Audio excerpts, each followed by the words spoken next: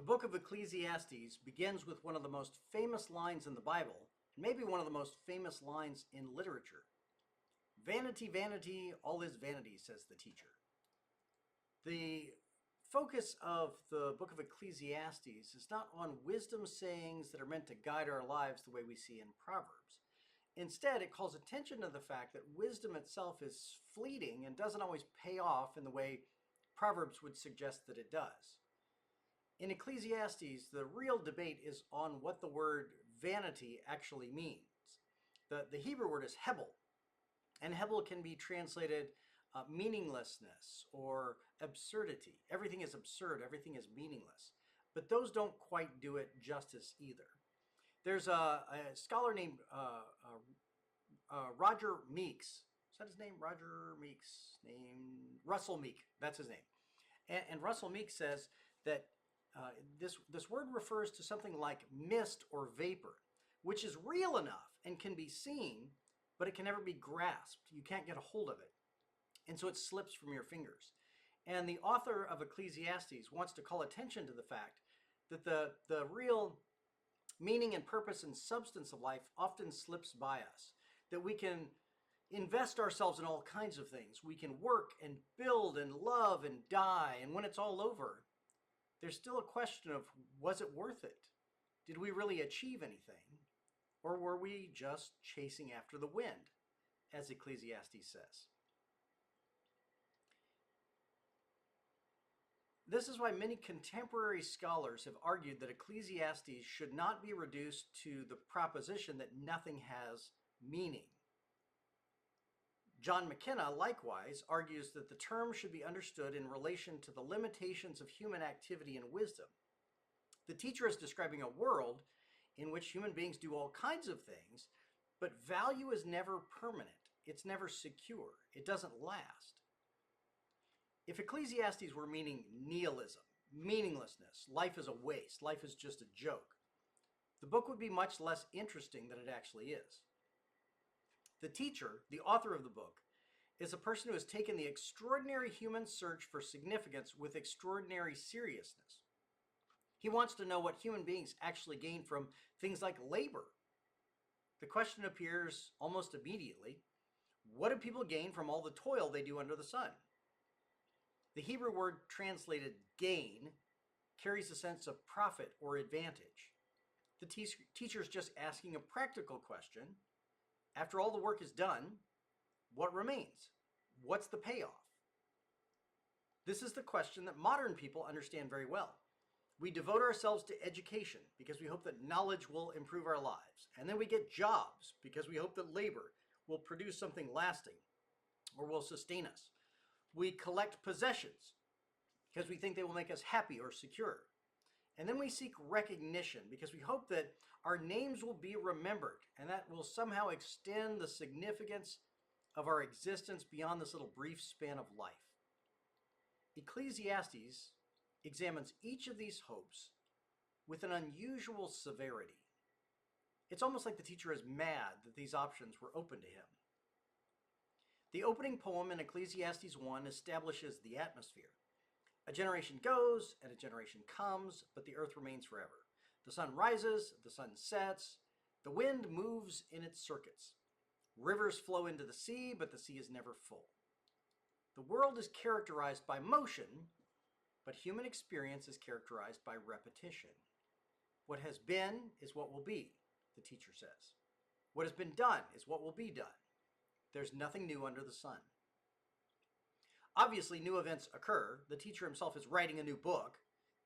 His observation is more profound than that. Human beings experience history as a succession of new events, yet from a larger perspective, the same fundamental patterns happen over and over again.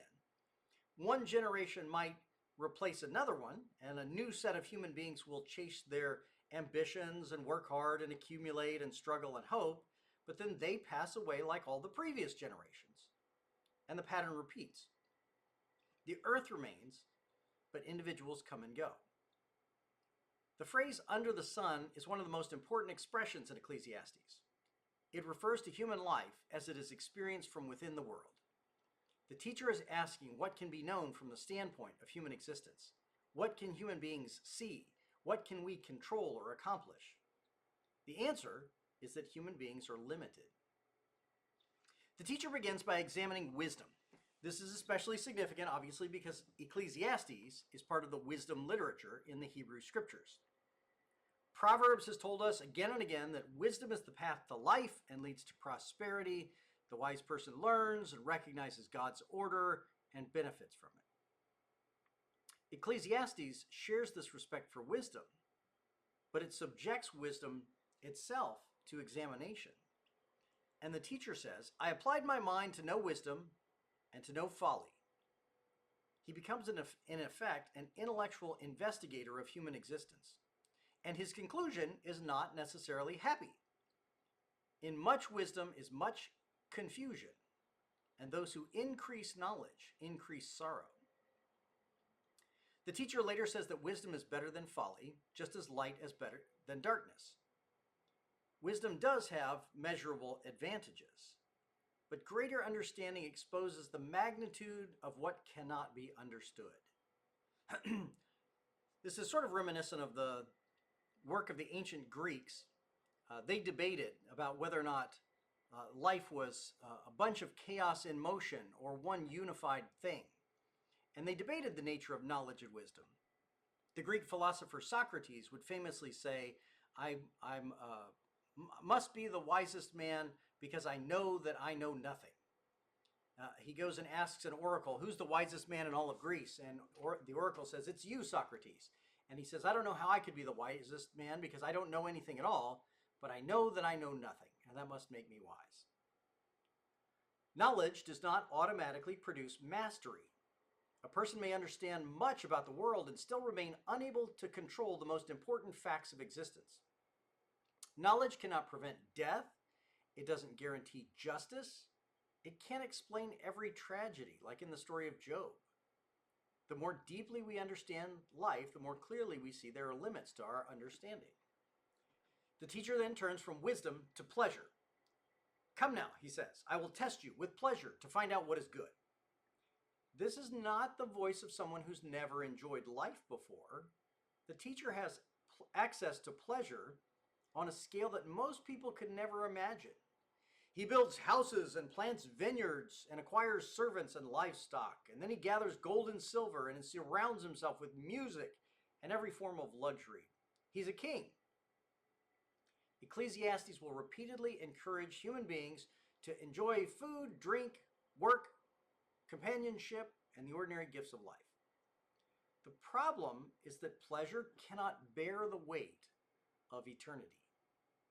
It can make a moment delightful, but it cannot make a life permanent. And so enjoyment passes, and the person who experienced it passes, and then the memory eventually passes.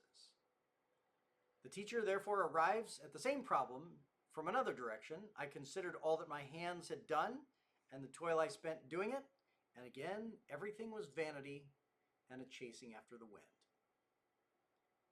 To chase after the wind is to pursue something that cannot be seized, cannot be caught.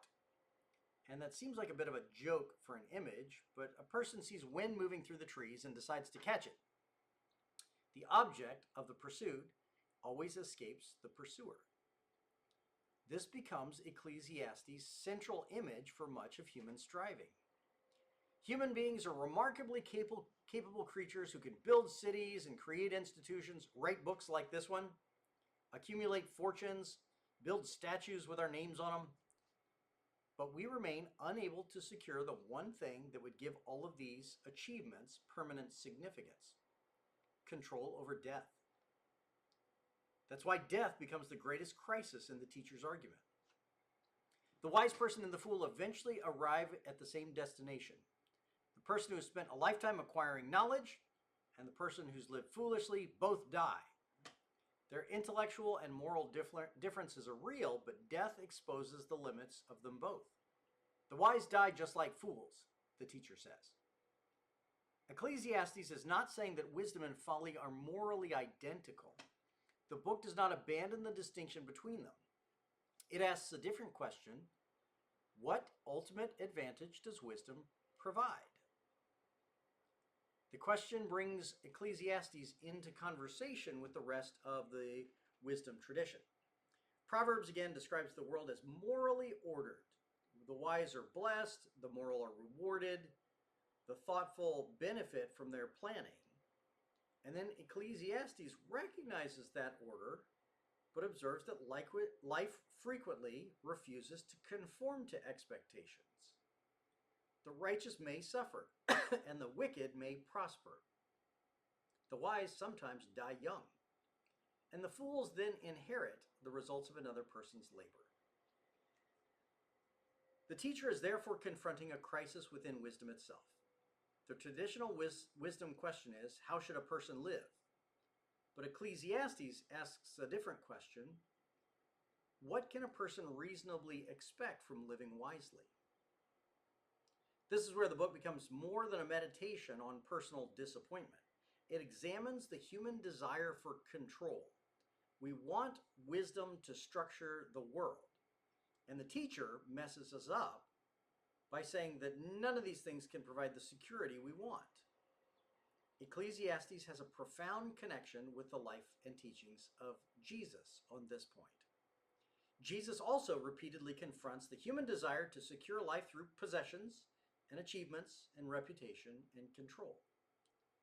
In the Sermon on the Mount, Jesus says, "Can any of you by worrying add a day to your life?"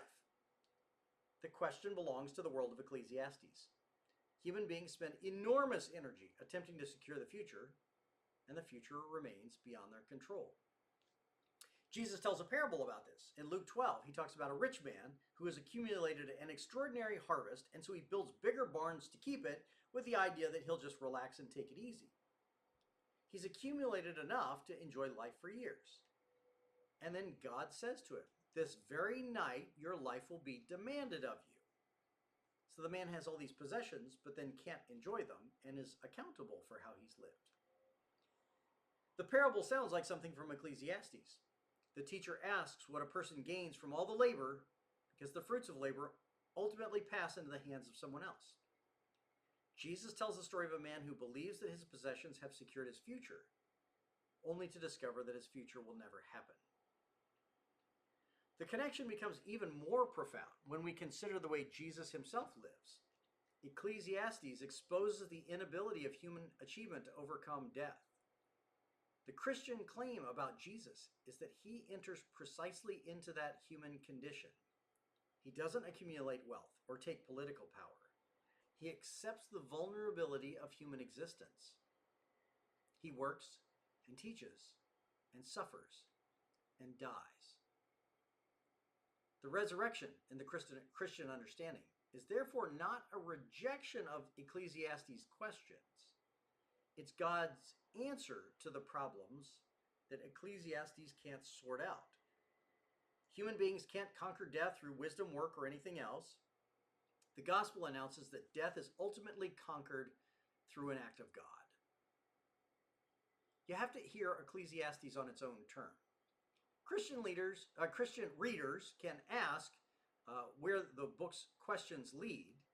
The teacher asks whether human beings can escape the limits of mortality, and Christians answer that human beings can do so through the cross of Jesus Christ. This also helps us understand why Ecclesiastes is so important in Christian theology. It destroys any kind of false hope. It does so by taking human desires seriously. Wisdom is good, work is good, pleasure is good, but none of those can ultimately satisfy us. We need something more. The teacher's argument is therefore that human beings continually ask created things to provide what they cannot provide. Only the Creator can provide permanence. The opening section of Ecclesiastes therefore places us in a difficult but necessary position. He takes away our illusions of the mastery of this world. He shows us the instability of human achievement and forces us to face the reality of our death. The question remains, what kind of life is possible when we deal with that kind of truth? The answer will require Ecclesiastes to reconsider wisdom itself. If wisdom cannot explain everything, can it still teach us how to live? If human beings cannot control the future, can they learn to receive the present? We can't avoid death. So what does it mean to enjoy the brief life we have? Those questions then guide us into the next stage of the teacher's reflections. Ecclesiastes has begun by confronting the human struggle to master life, the existential reality that we are locked in a battle and a pursuit that will never be satisfied. The remainder of the book will ask how human beings might live wisely within the limits they cannot escape. I found Ecclesiastes is a relieving book to read when one goes through existential crises of one's own, when you wonder what life is for and whether or not you're just chasing your tail, if you're doing things that are ultimately purposeful or meaningless. And I read Ecclesiastes, and it doesn't solve those questions for me, but what it does is it helps me to it helps give me someone who commiserates, someone who feels these things with me. The author of Ecclesiastes knows the suffering we go through when we feel like life is pointless. And sometimes we just need to hear that voice captured within the scriptures in God's word to tell us we're not alone. I remember praying for a young man, and we were in a kind of a prophetic prayer where I was on a prayer team, and he came and sat down, and the three of us were going to pray for him for the fourth one, but without really any knowledge of who he was or what he needed prayer for. He just sat down and we started praying. And as I was praying for him, I saw an image of an iceberg and a man climbing it using ropes and pickaxes. And so I started to pray over this young man, and I told him, I have the feeling that you've taken on some significant challenges that haven't felt very purposeful. Like somebody climbing up an iceberg, and the iceberg is just ice. It's dead. It produces no life. And climbing to the top of it doesn't produce anything for you. There's not a fruit tree growing on top or anything. It's just dead. And you might climb up it and feel like, well, that was useless. I'm up here now, and that gets me nowhere. And I said to him, I think maybe you've spent time doing jobs that felt pointless and useless to you. And you've scaled them, you've climbed them, and they don't feel like they've produced anything worthwhile. And you're asking yourself, why did I have to do that? That seems like such a waste of life. But in fact, the rock climber who is climbing up the dead glacier is nonetheless learning how to climb. He's learning skills that are valuable that he can use elsewhere on future climbs, the climbs that are important and that take him somewhere. So although he feels like he's been doing nothing, he's been doing something lifeless, he's been learning skills along the way that can be utilized later on. And I said to him, you may feel like you've been working at jobs that are pointless, but I think God has been teaching you skills that later on you'll see have a purpose in your future. And he said that resonated with him, that struck a chord with him and his experiences. But I think what Ecclesiastes does is it joins us when we are at that place where we have been struggling to achieve something and it seems absolutely pointless. It seems like it has not created life for us. It has not taken us to a new or better place.